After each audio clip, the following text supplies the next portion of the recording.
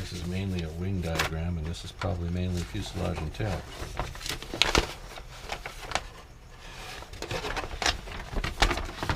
Again, these are big drawings, and I have a small workspace. So we'll be cutting the sheet down a little bit. Okay, here's the drawing that just shows basic pin-up for the main components. When I'm laying up the fuselage, we'll be pinning this section down. And I can cut the drawing straight here through in half, which is good. So this is our wingspan right here. It's a big airplane. Not sure if you can get all that. Fixed landing gear, scale look to the landing gear legs. This will help me because I do all of this out of aluminum tubing.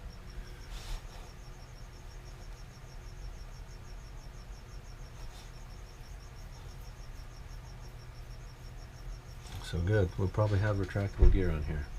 That's fun. It's a little extra work. There's not a whole lot of need for it. For me, it's just the challenge of it. I like to have a little extra fun to go with all that sanding that I'm going to be doing. All right, and I can offset the extra time there on other things that I can do to shorten.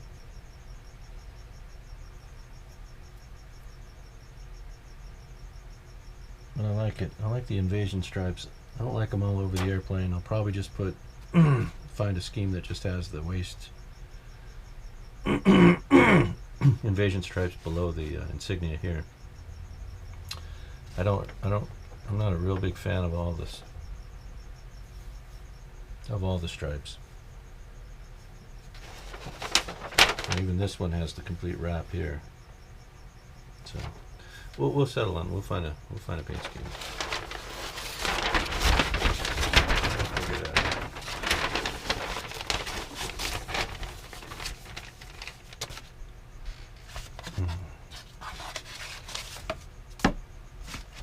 Kind of hoping Guillow would have made provisions with their with their Thunderbolt to have either Razorback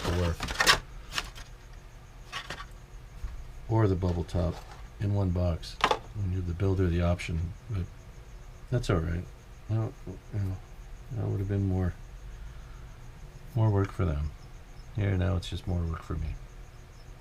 If I want to pursue that. I'll look around. I'll poke around and see if there's anybody that has a 1/16 Razorback canopy available. Park Flyer might they make canopies available, or there might be a source for that. I'll just look it up and see if I can find something. We'll go with that. If not, we'll go with this. As my preference really is the Razorback. Although this is there's nothing wrong with that. This is a pure gunfighter. You know, it was relegated to ground attack after the Mustang came along, but that was really kind of a way for the heads of the Air Force and Bomber Command to cover their asses. They built up this story that the Thunderbolt had no range, played up the P-51 as their champion, and gave it the escort role. As a result of that, they couldn't very well blame the P-47 and then use it as an escort deep into Germany after the fact. So P-47s were relegated to ground attack. But it's of note, if you doubt the veracity of what I'm saying, it would be noteworthy for you to find that the ground attack operations of the P-47 extended well into Germany, and that was really before they had any bases in France. They were still flying from England and getting deep into occupied territory and getting into Germany with the ground attack. So anyway, that's enough about that aspect of the war. A great job was done by everybody who participated and fought in it, or else we wouldn't be speaking English. That is a pretty airplane.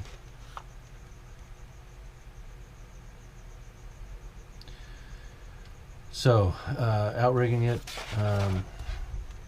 what I did was I got this bad boy. I just wanted to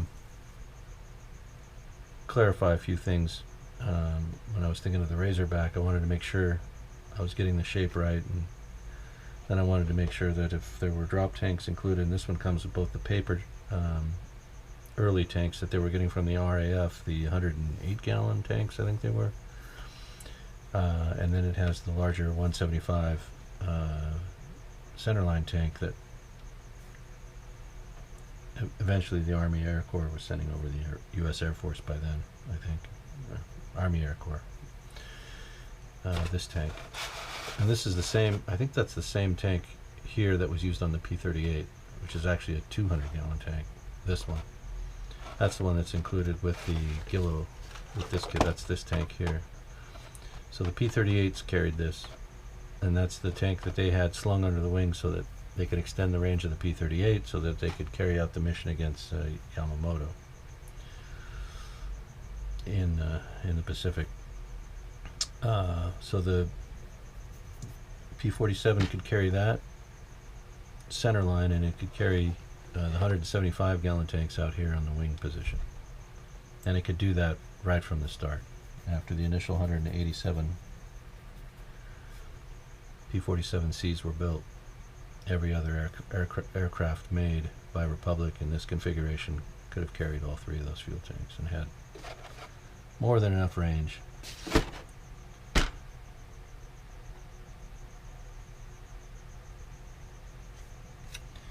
Alright, anyway, so here we are.